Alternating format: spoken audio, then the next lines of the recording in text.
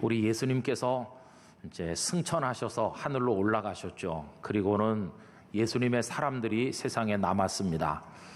그들은 예수님의 말씀을 따라 다락방에 가서 열심히 기도했고 성령님께서 그들에게 강하게 임하셨습니다. 그래서 그들은 이제 권능을 받고 갖가지 성령의 은사로 무장을 하고 열심히 나가서 생명의 복음을 증거했습니다. 믿는 사람들이 많아졌습니다. 그리고 그들은 아주 행복한 신앙 공동체를 이루어서 하나님 앞에서 아름답게 살아갔습니다. 이런 초대교회 귀한 모습이 우리 땅끝 교회 안에서도 구현되기를 간절히 기도합니다. 그런데 여러분, 이제 남겨진 사람들에게 늘 하나의 숙제 같은 게 있었는데 그게 뭐냐 하면 세상 사람들에게 예수님이 어떤 분이신지를 효과적으로 설명해야 될 큰 숙제를 가지고 있었습니다.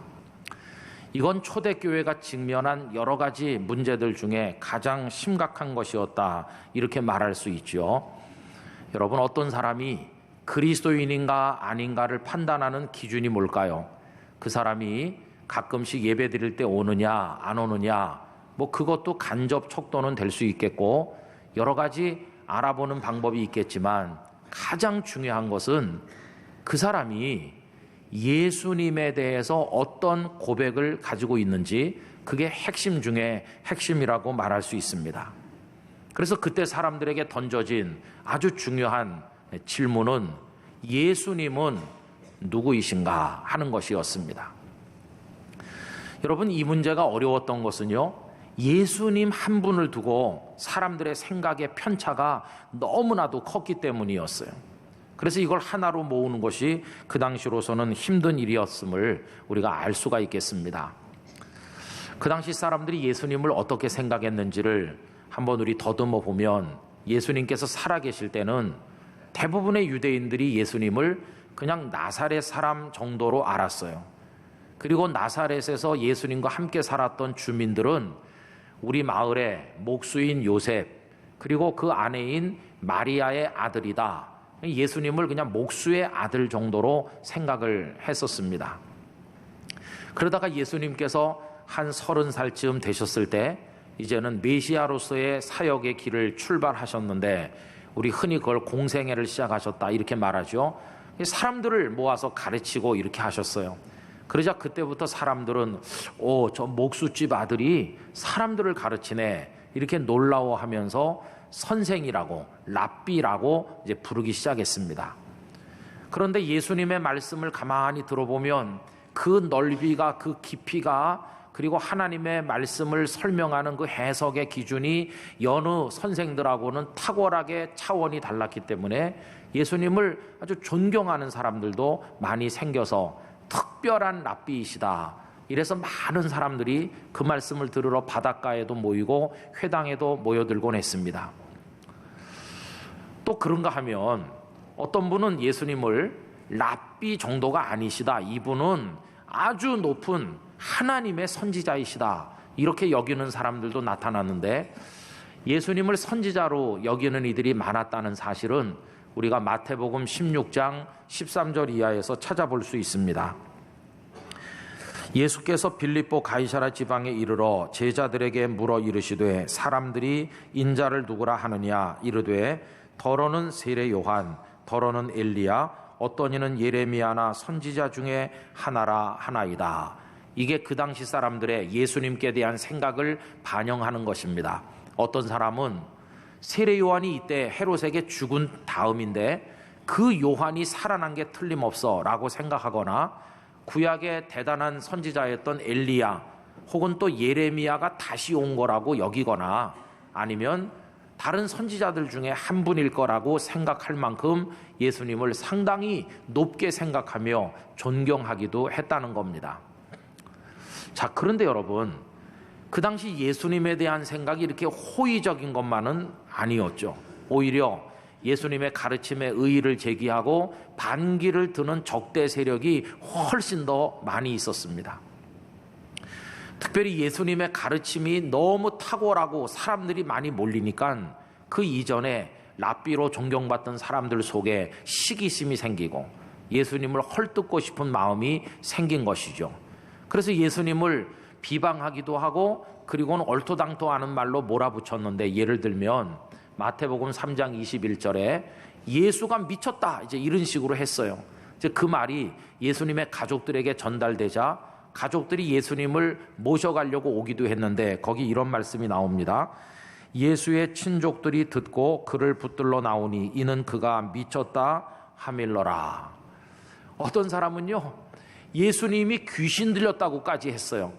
그 다음에 3장 22절에 보면 예루살렘에서 내려온 서기관들은, 여러분 서기관은 율법에 정통한 학식이 많은 존경받는 선생님들인데, 이 양반들이 와서 뭐라고 말하냐 하면 그가, 예수가 바알세불이 집혔다 하며 또 귀신의 왕을 힘입어 귀신을 쫓아낸다 하니, 이렇게 예수님을 조롱하기도 했다는 것입니다.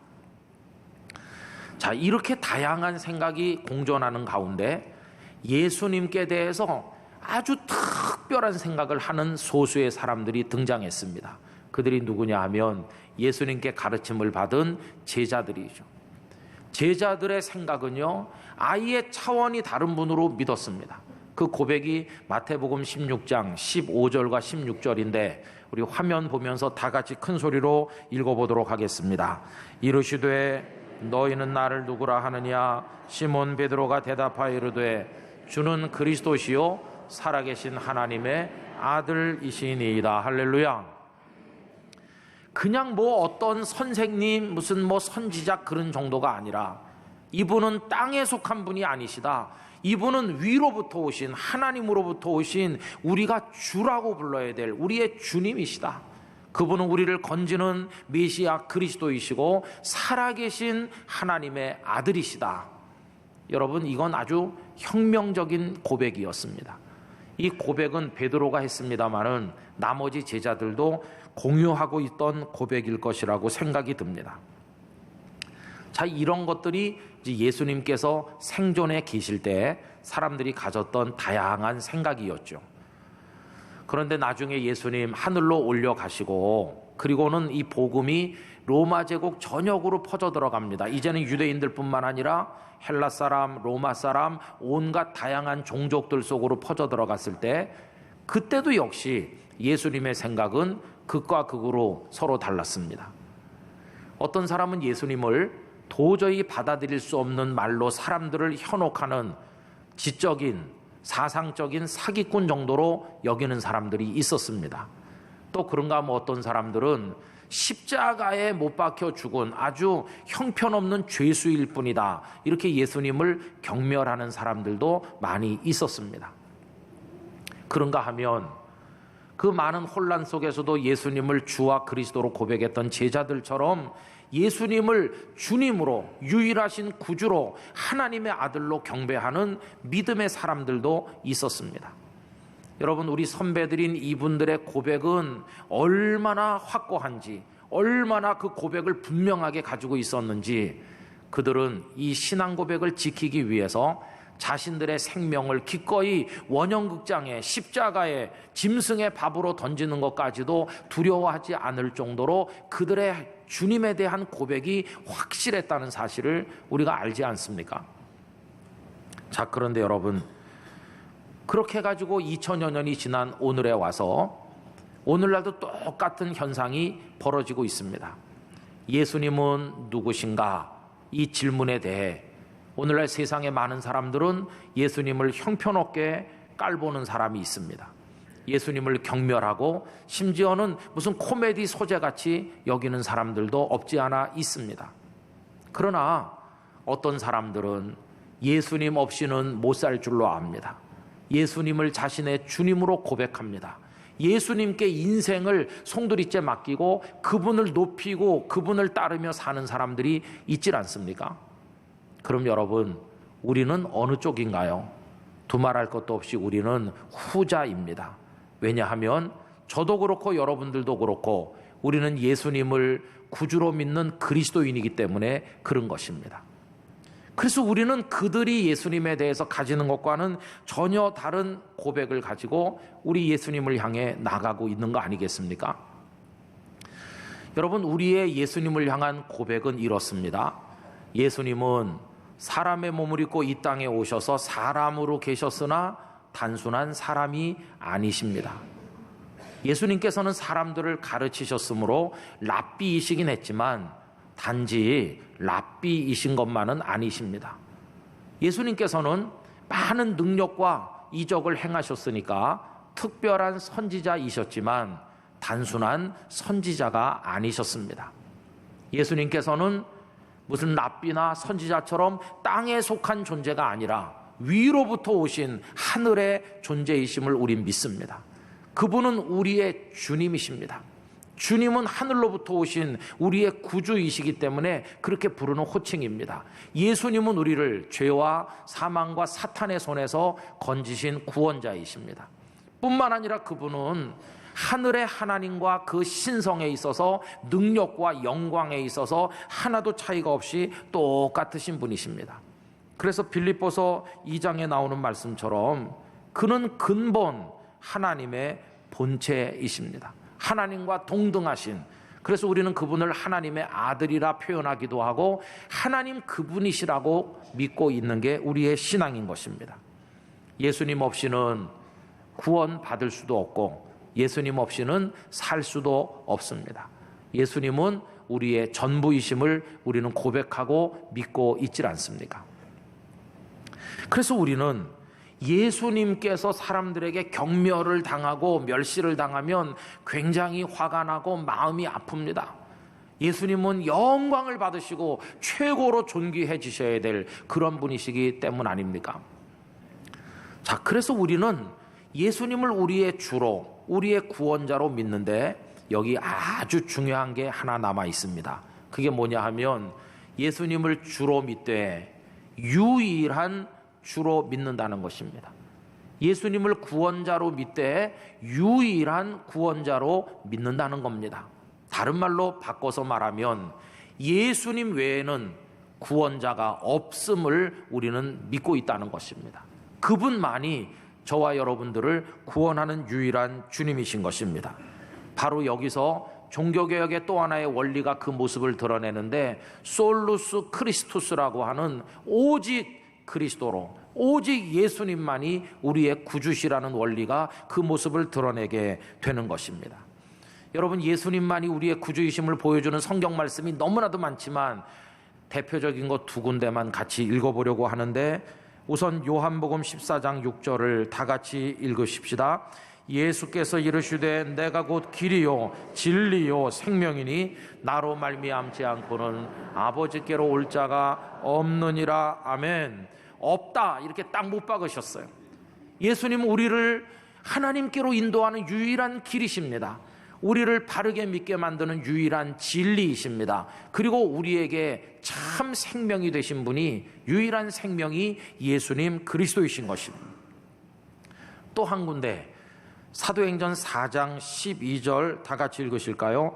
다른 이로서는 구원을 받을 수 없나니 천하 사람 중에 구원을 받을 만한 다른 이름을 우리에게 주신 일이 없음이라 하였더라. 아멘.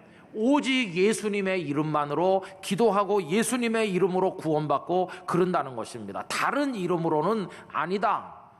대단한 정치가도, 전략가도, 많은 땅을 정복한 영웅들도, 지략가, 어떤 경세가도, 그리고 어떤 돈이 많은 재벌 중에 재벌도, 어떤 지식이 많은 사상가도, 그 어떤 구도자도, 종교인도 구원자가 아닙니다. 여러분, 예수님 우리 구주 외에는 우리를 구원할 분은 아무도 없습니다.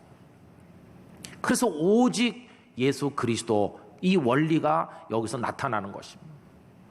그래서 여러분, 예수님에 대한 고백이 흐려지든지 예수님을 놓치든지 예수님과 멀어지면 우리는 실패합니다. 뜻밖에도 바울 사도께서도 그런 실수를 했던 적이 있다고 생각이 되는데, 여러분, 본래 바울 사도께서는 철저하게 예수님께 집중했습니다. 설교를 할 때도 주제가 예수님이고 예수님의 십자가와 부활이고 초점이 뚜렷했습니다. 예를 들면 사도행전 13장 그 비시디아의 안디옥이라는 도시에 유태인 회당에서 설교한 것이 남아있는데 얼마나 분명하게 하는지 몰라요? 우리 한번 확인을 해보려고 하는데 13장 23절입니다. 다 같이요. 하나님께서는 약속하신 대로 다윗의 자손 가운데서 한 분을 구세주로 삼아 이스라엘에게 보내주셨는데 그분이 바로 예수님이십니다. 아멘. 명확하잖아요. 그분이 바로 예수님이시다. 딱 이렇게 명하고 있습니다. 또 예수님의 십자가 부활을 얼마나 정확히 설명하는지 그 다음에 13장 28절 이하 같이 읽으시겠습니다. 그들은 예수님을 죽여야 할 정당한 구실을 찾지 못했지만 빌라도를 졸라서 예수님을 죽이게 했습니다. 그들은 예수님에 관하여 성경에 기록된 모든 말씀대로 예수님께 행했습니다.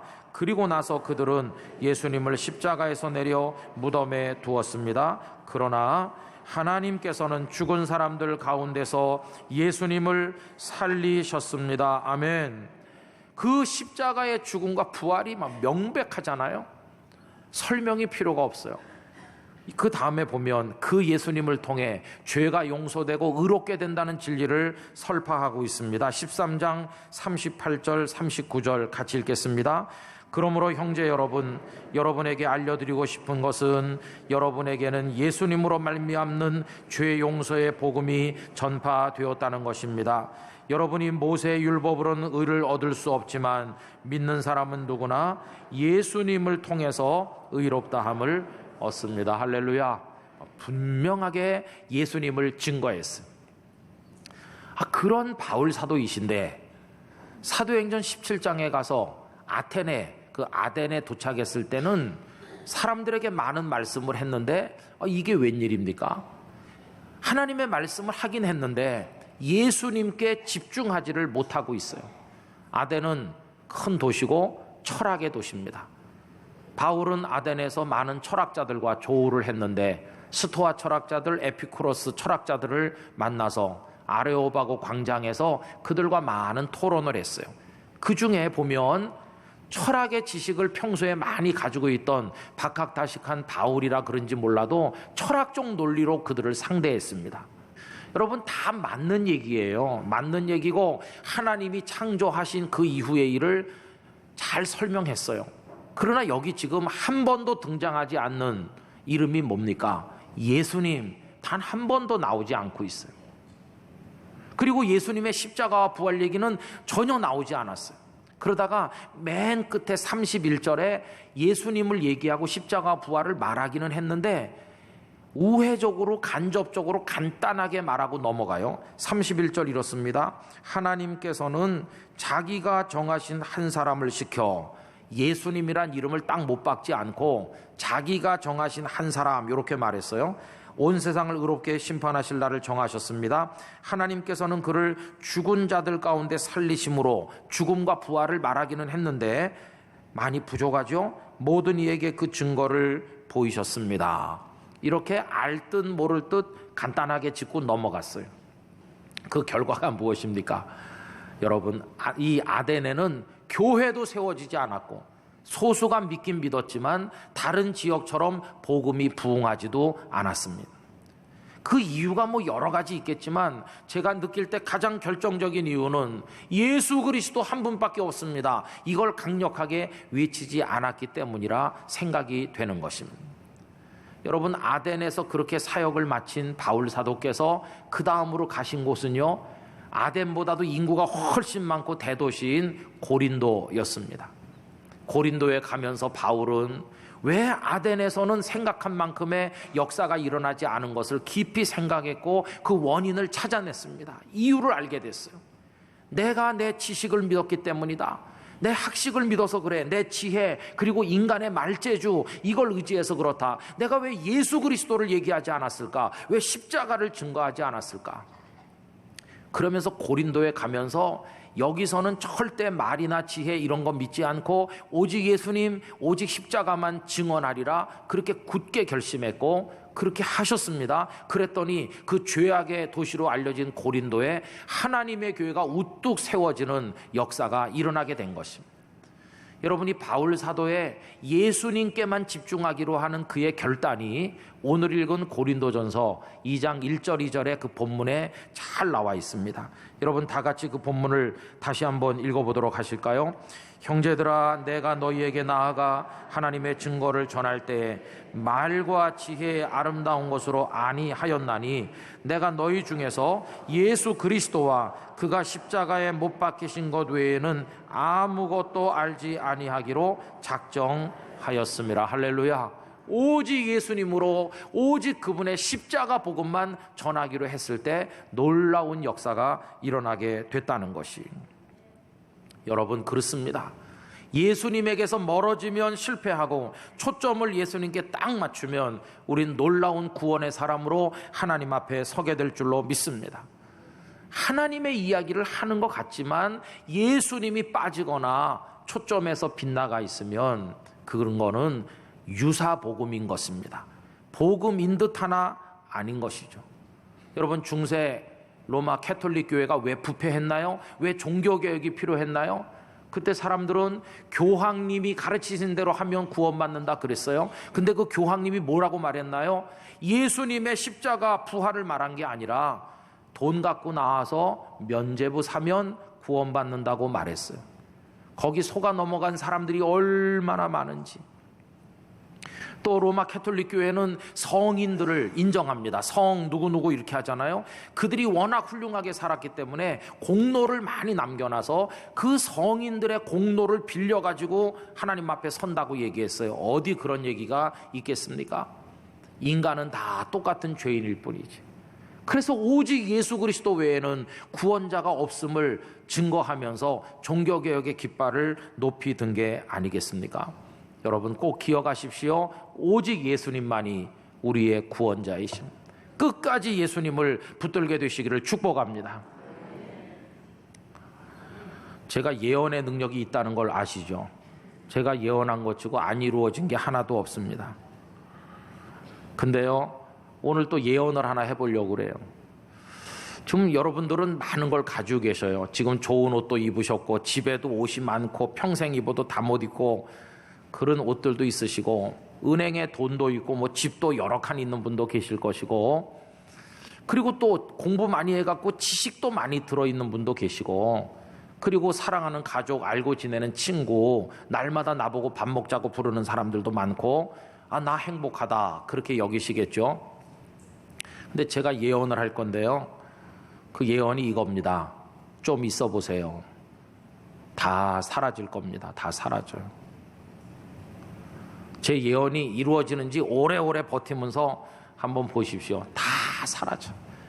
나중에는요, 세월이라는 그 잔인한 칼에 의해서 우리가 알고 지내던 게 다 잘려져서 어두운 거 없어져 버려요. 그 많던 지식 다 사라져서 아무것도 생각 안 나는 때가 옵니다.